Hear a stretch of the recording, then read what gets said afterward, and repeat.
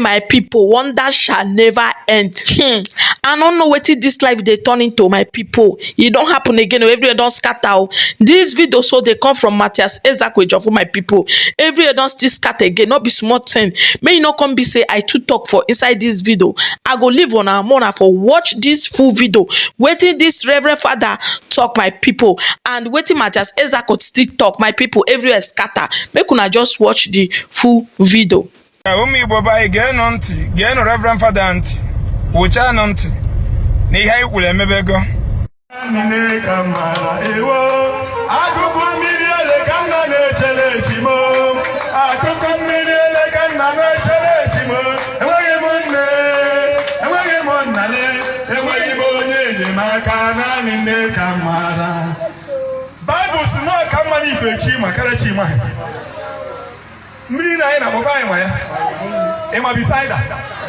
Ịma buri Jericho. O nwere ke ịma. Mmiri ele. Ụlasị. Mmiri edo.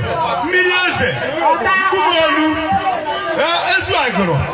Ndị eze nwaanyị, ndị eze nwaanyị. Ori ihe nụ. Onye ka ọ ga-abụ ifu anyị nwa bụ ndị ọbanje. Every year, ya na shine. Ọbanje nwere mmiri. Ịmụta ọbanje were go zọ ya, ọbanje mara mma. Ịmụta ọbanje were go zọ ya, ọbanje mara mma. Ịmụta ọbanje were go zọ ya, ọbanje mara mma. Ya ụmụnne m, ọgwụ n'ofu na ụkwụ a na-apị na mkpụrụ dị na ya. Ha na-arịpụta obele. Nwanne anyị nwoke na-ewelego ọnụ ya gwọ na ọmalebe Besaida dị. N'ọmara mmiri River Jordan. Obere oge ha ya emepe ọnụ gwa ụmụ Igbo eziokwu na Jizọs bụ ska na famalọ Jizọs n'ife ha ma bụ arọ bụ n'agụ na famalọ Virgin Mary n'ife ha ma bụ mgbe oyi, mgbe eke, mgbe nkwọ, mgbe afọ, nne mụtara Igbo. Obere oge fa ga-emepe ọnụ gwa gị na ha mara Joseph ma Abraham n'ife ha ma bụ Amadioha na arọ bụ n'agụ na ndị iche, ndị mbụ na ndị egede. Omenala Igbo ebidogo. We are going back to our roots.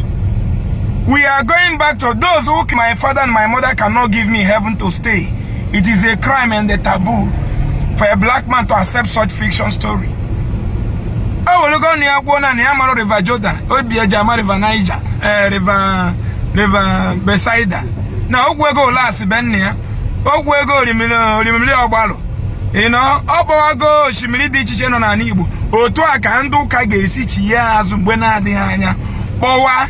Chi ndị nna nna anyị rapụ chi ndị ọcha ana mgbe ọ na anyị bidoro kpọwa chi nna nna anyị ndị anyị na-eku ume n'afọ ha taa, ndị anyị bi befa, ndị nyere anyị afọ anyị na-aza, ndị anyị na-asụ asụsụ fa, ndị anyị na-eri nri fa, ndị mere ihe anyị bụ taa mbọsọ na anyị chiela azụ ịkpọku chi anyị, ịkpọku ndị iche, ndị bụ na ndị egede. Eziokwu ga-adị n'ala Igbo and ebe anyị ga-adị mma maka eji se Baịbụl okwu asị chọọchị bịa ife kọmuniti enwere factory ga-enye youth ọrị na-agwa ha na Jizọs na-enye ego. Ihe a bụ crime against humanity. Ife onye na-aya arụ ihe omenala Igbo kụziri eji agwọ ọya bụ gịnị? Mgbọrọgwụ na mkpa akwụkwọ, which is mkpụrụọgwụ, medication.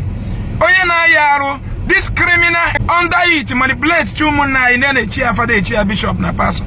Ha na-elesi onye na-aya arụ olive oil na mmiri ha na-anwụ na Igbo. But the end time has come.